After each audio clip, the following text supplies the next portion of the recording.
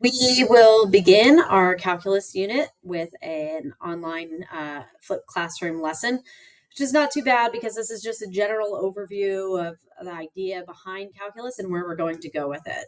We're not actually going to, quote, do any calculus yet. So where we're going to start is the idea of rates of change. And that's our foundation for calculus, is the idea of finding a rate of change. And we're going to look at this little introduction problem here. We have a cyclist. You know, I love cycling. Biking, it looks like, for about 50 kilometers or so. And this is the route that they're taking. 10 kilometers flat. They go uphill, downhill, and then back to flat. And then what we've made over here is a distance time graph. And so we can see that in section A, we see this kind of steady rate that the cyclist is taking.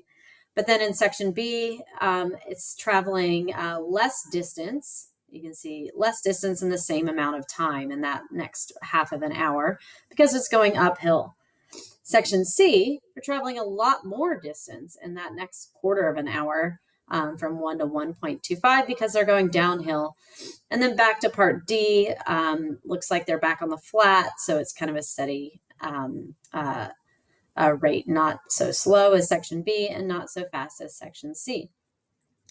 And what we already know how to do, what we're already familiar with, is how to calculate the average velocity of this cyclist using this time or distance time graph that we have.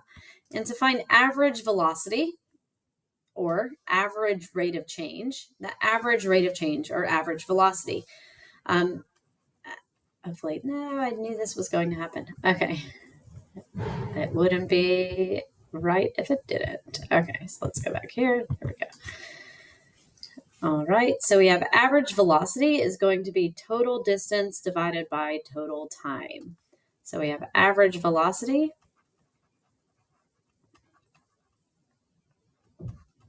is going to be total distance covered in that time period divided by the total time that has elapsed. So total distance over total time. And we're looking at from time 1 to 2 hours. So we can kind of estimate from this graph 1 to 2 hours. Well, the total distance, they ended at 50 kilometers total. And at 1 hour, it looked like they traveled about 15 kilometers.